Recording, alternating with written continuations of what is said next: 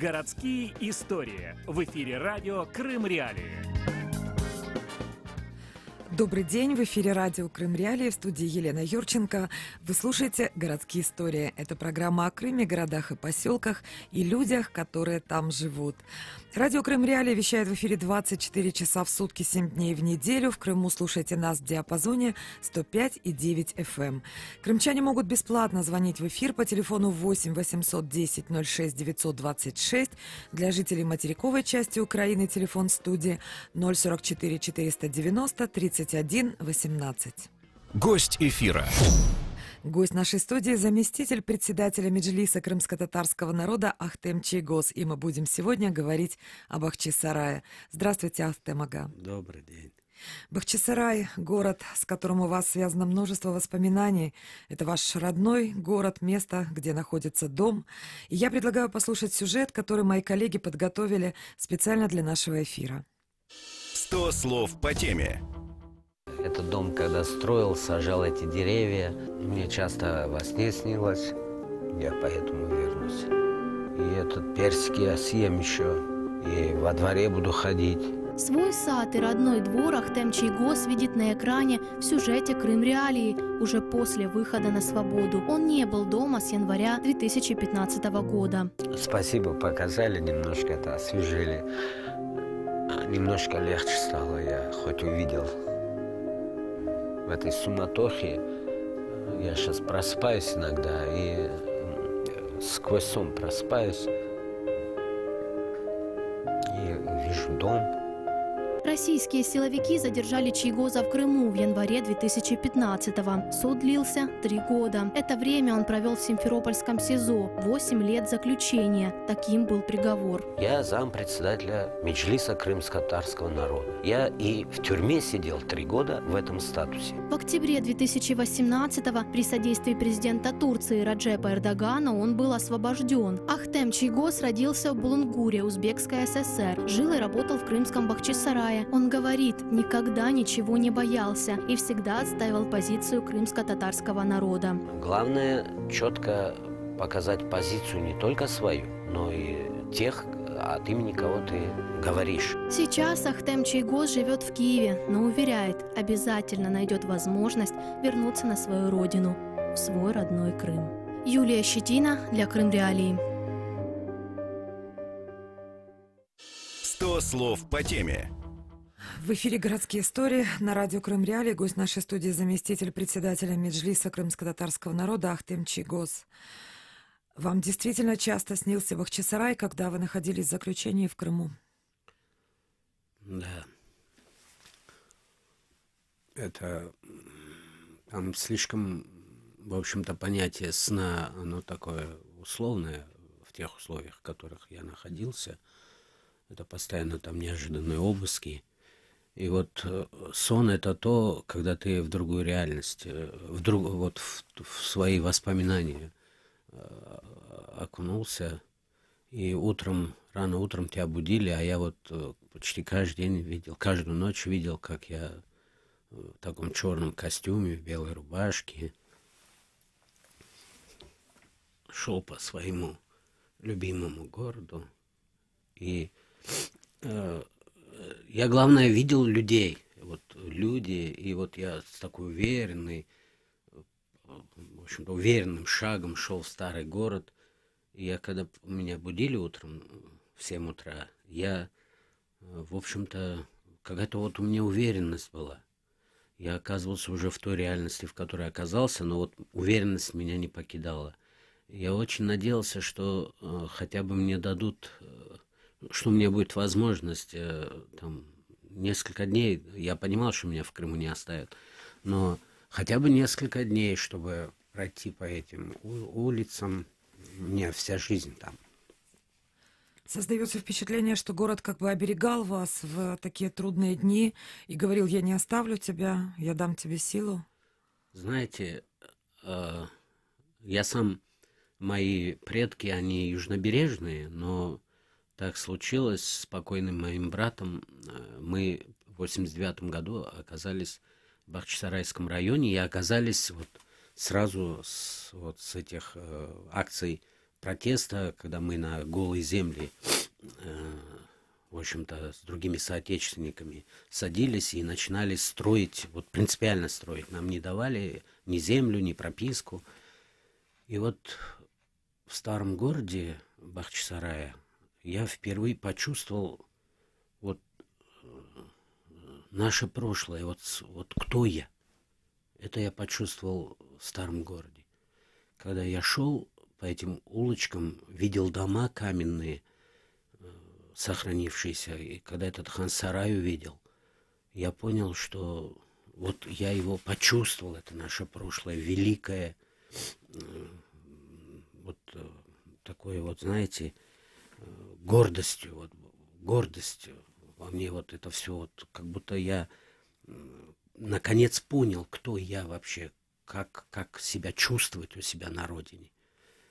И с тех пор, с тех лет, все долгие эти 25 лет, они, понимаете, они прошли в борьбе за исторические памятники, за сохранение, в борьбе за свое место, как крымского татарина в этом столь символичном городе, да, и вообще в Крыму.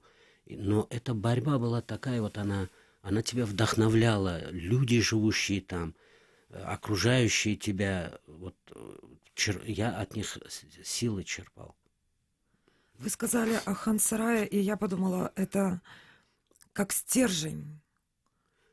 Это символ, понимаете, вот нас всегда пытались представить пришлыми откуда-то. И вот это, я же все-таки в советских школах учился, да, вот проходил все эти этапы советского гомо сапиенса, да, и служил я. Вот в Бахчисарае ты, вот в хан-сарае, ты ощущаешь себя как нацию государственника.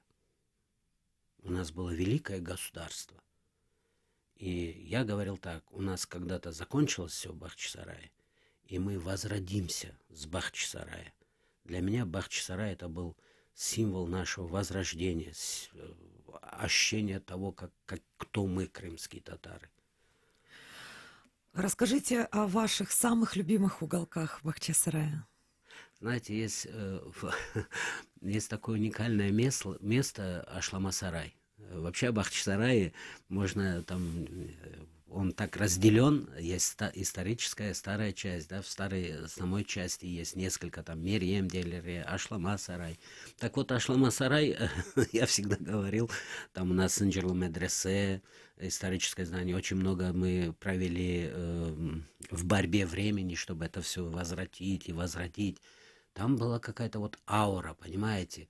Мы там по возможности, если находили время, вот под этими скалами мы собирались, тут рядом у нас наши величественные, да, места, и это вот давало такое успокоение. Очень часто вот я вспоминаю, как мы территорию Азизлера освобождали. Это вот Белый источник, Эскиюрт. Я помню, когда мы там многие, почти там больше месяца пробыли в акции, однажды ночью мы там и ночевали, я утром проснулся и ребятам рассказал, вы знаете, я сон видел, говорю. Как будто вот там же захоронения были исторические, как будто люди руки вверх, вот оттуда, из-под земли, и с какими-то молитвами. И мы освободили Азизлер, несмотря на серьезное противодействие. Когда вы впервые увидели Бахчисарай, вы помните, какие вы чувства испытывали при этом? Я приехал с такого большого города и вообще жил в таких городах, как Новороссийск, Крымск. Конечно, я приехал, я его назвал большой деревней. Историческую часть я еще не видел, а вот то, что мы как бы использовали, сам-то я в районе, как уже говорю, осел, и там целыми днями в стройках мы проводили, и либо на митингах и акциях протеста.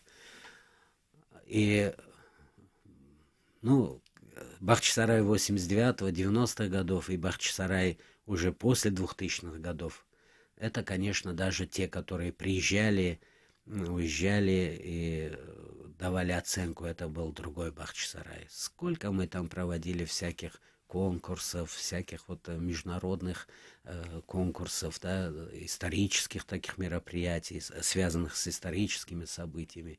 Бахчисарай для всех в Крыму вот, был таким вот местом, где они нам спуску не давали. Вот как я же председатель Бахчисарайского регионального меджлиса по сей день, вот уже с 2002 года.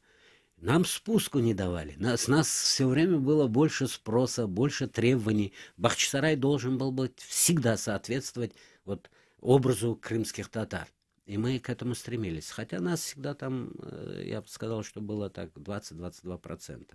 Мы не являлись регионом, где бы преобладало крымско-татарское население. Но и это специально делалось, дисперсное расселение крымских татар. Вы родились в Узбекистане. Да. Ваша семья попала туда после депортации. Расскажите, как вы возвращались в Крым? После снятия такого запрета на посещение Крыма, с конца 60-х годов мой отец старался нас по очереди, четверо детей нас было, и вот было, потому что старший мой брат, который тоже всю жизнь отдал Крыму, Бахчисараю, трагически погиб. Так вот, он нас пытался регулярно в Крым возить. И Крым нам, вот мы, когда наших дедушек, бабушек слышали, для нас это была какая-то сказка. Там море красивое, знаете, да, там горы. И вот когда мы впервые, мне там было 9-10 лет, приехал я в Крым, в Буйукламбат под Алуштой, я эту сказку увидел воочию. Это теплое море, это красивые тропы, леса, горы. Мы даже ночевали в доме, который когда-то принадлежал моему отцу, семье моих отцов. Не каждому такой дар был дан, наверное, из тех семей, которые были депортированы. Да, это было очень дорого, но мой отец говорил так: весь год копил деньги для того, чтобы вот посетить Крым. И уже ближе к в конце 70-х годов уже наша семья жила, в общем-то, одним, как уехать и переехать в Крым. Но отцу не дали возможность в конце, по-моему, 78 году. И в 79 году мы предприняли такую попытку выехать. Вот мы 4 детей, отец, мать. Но отцу дали 24 часа покинуть территорию Крыма, и мы осели, скажем так, на Кубани, город Крымск. И к тому времени там уже порядка около 20 тысяч в Краснодарском крае крымских татар. Вот таким же образом, которые ближе к Крыму пытались остановиться, вот находиться, уже были. И в 79 году, это было 79 год, а вот в 86-87, когда уже вот эта концентрация, активность борьбы за возвращение на родину, она очень была высока именно в Краснодарском крае. Все вот эти сегодняшние известные исторические личности, они сконцентрировались в Краснодарском крае. И я тоже молодой парень, и брат мой, мы пешком, помню, на автобусах не давали, пешком, но в Крым. Вот так мы в 87-88 год пробили вот эту вот дорогу домой. Это был очень долгий и тяжелый путь. Я вот часто это вспоминаю. Нами что-то вот, понимаете, что-то нам вдохновляло так, что вот те тяжести, что там нас милиция, КГБ все время, да, там преследовала. Но в Крыму мы несколько тысяч были вот в конце 80-х, но мы ощущали себя как вот дома. Вот, видимо, вот это вот отсутствие много-много десятков лет вне дома и появление на своей родине, оно нам силу давало. Мы друг друга встречали на дорогах, там по номерам узнавали, но мы нигде не чувствовали себя как-то вот, знаете, как будто ты какой-то вот отшельник появился где-то. Мы вопреки всему начинали строить. Нас не так много было, но мы, как хозяева, себя уже тогда ощущали. Вот не было какой-то вот сомнений, не было опасений. Конечно, мы молодые, энергичные, но при этом мы знали, что мы хотим. Вот я себя лично в 89 году наконец-то приехал там на свою родину, сказал: Аллаха шукр, бисмилля, теперь я дома. Хотя на Кубани жил прекрасно. Когда мы слушали сюжет в начале программы, вы вспоминали о саде, о доме в Бахчисарае. Расскажите о них. Это столько лет, вот уже почти, сколько, 8-9 месяцев, но вот эти ваши сюжеты, которые вы снимали, пока я в тюрьме сидел, для меня это, конечно, это вот мы с женой по сей день, каждый день вот как бы просыпаемся и говорим, как было бы хорошо сейчас дома. Этот дом я строил в основном все своими руками, и я мечту строил. Вот это была моя мечта, это был не первый мой дом, но я строил так, каким я видел свой дом в Крыму. И там каждый камень, каждое дерево посажено. Я все деревья сам сажал, там весь виноград сам посадил. И я получал большое удовольствие. Это вот Крым, мой дом, вот оно вот в этом выражении. Вот Крым моим домом, и я другого места не вижу. И мне тяжело смотреть эти сюжеты, потому что мы обязательно поедем домой. Что росло в саду? Что растет в саду? Там я сажал таким образом. У меня есть зимний дворик, там такие голубые ели, в общем-то, экзотические небольшие деревья, бильярдная у меня там. Сзади можжевелка, она уже росла дикая, и все, кто там взяли участки, мы потом очень бережно там вырубали, мы это остановили. А вот сад я приблизительно распределял так. У меня там 5-6 деревьев черешни, почти 40 кустов винограда разного, все столовые сорта. У меня груши есть. Яблоки я не очень любитель, но это по просьбе жены, потому что она каждый раз выходила и срывала 2 яблока, ела, ехала на работу. Там у меня, значит, кизил растет, и абрикосы, слива наша, крымская слива. Да. А если говорить об ассоциациях, с какими ароматами и вкусами у вас ассоциируется Бахчисарай? Вы знаете, виноград. Это когда вот брали мы лепешку вечером, домой возвращаясь. И, значит, я срезал ножницами несколько кистей белого винограда. Ложил, и мы на веранде с женой сидели. У меня и веранда вся деревянная. Садились, кофе там, вот так покушаем. А утро рано, в 5-6 утра нас птицы встречали, будили. Это щебет такой, там такое место, это щебетание разных видов птиц. Это вот в этом, наверное, и было наше понимание нашего дома, счастья в своем доме. Хотя всегда мы были на пике всяких, политической всякой борьбы.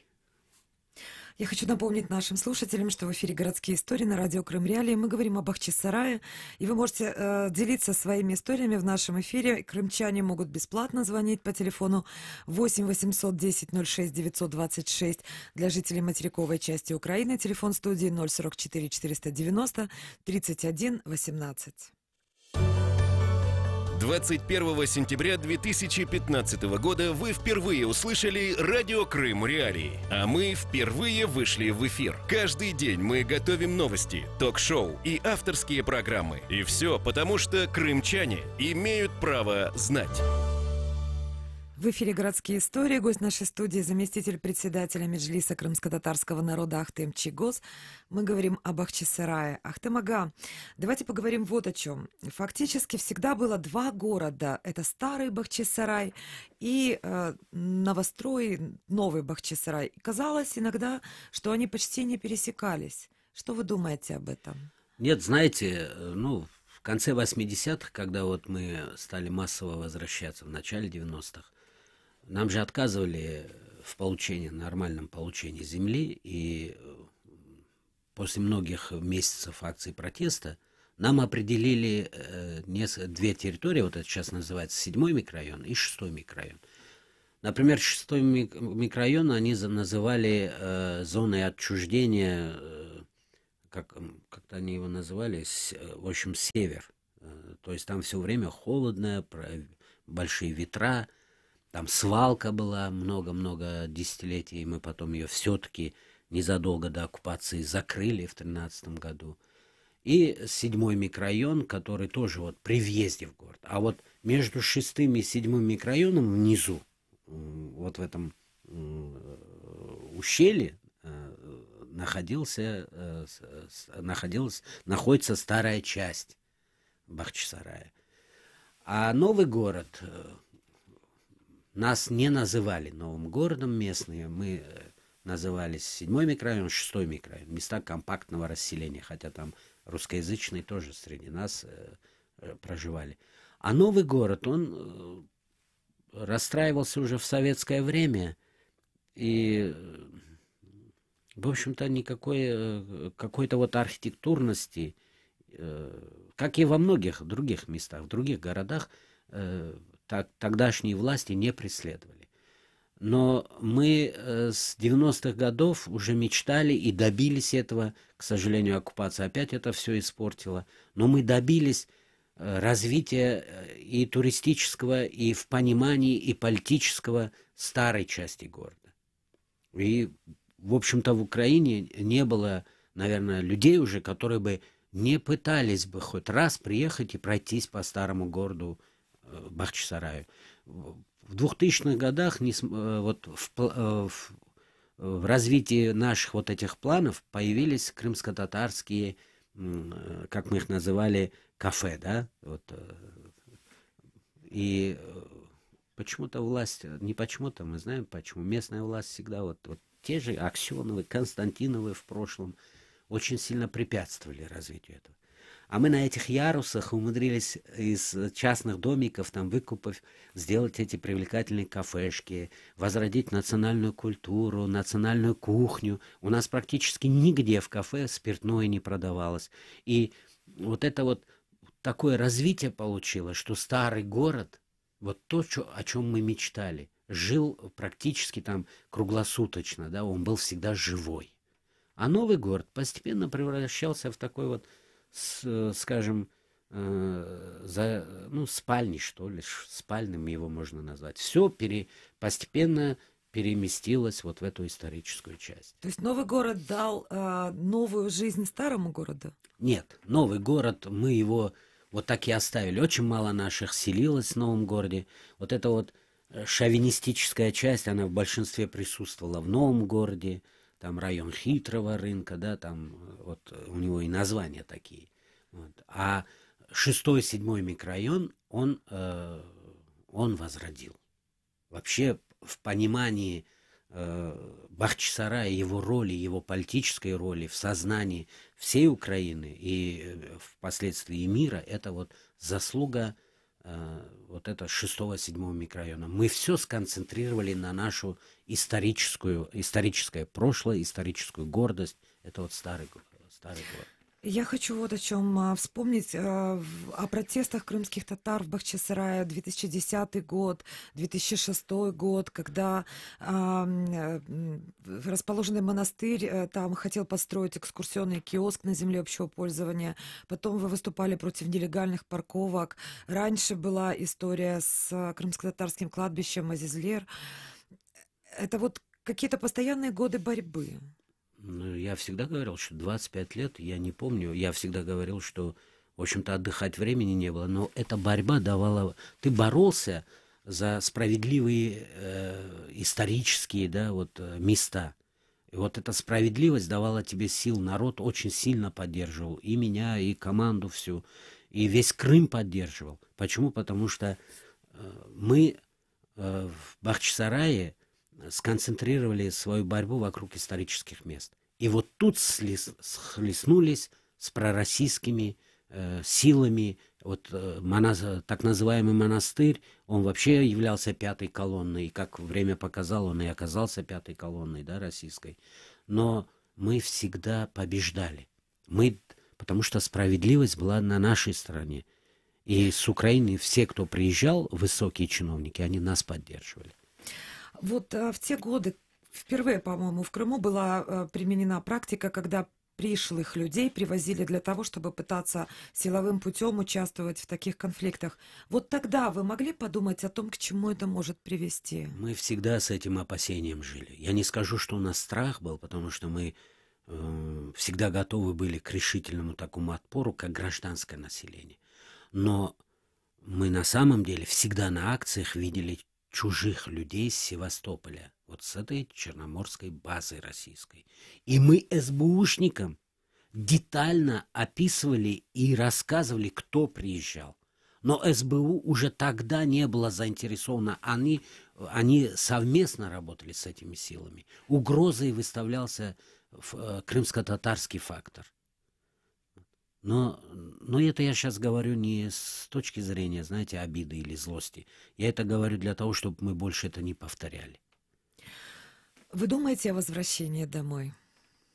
Что бы вы Я хотели очень сделать, много думаю когда об этом. вернетесь? У меня семья, отец один сейчас, и внуки там, и я их вот до сих пор не могу видеть, потому что внуки маленькие, их привезти сюда очень сложно, сопряжено с рядом проблем. Что я вам скажу, вот вы представьте, вот когда вот попробуйте понять, когда я с женой утром просыпаюсь, мы идем на кухню кофе пить, и мы вспоминаем свою веранду. И мы друг на друга смотрим и в один голос говорим: как хочется домой. Наше время подошло к концу. Вы слушали радио Крым Реалии, городские истории. Мы говорили о Бахчисарае с Ахтемом Чийгозом. В студии работала Елена Юрченко. Хорошего вам дня.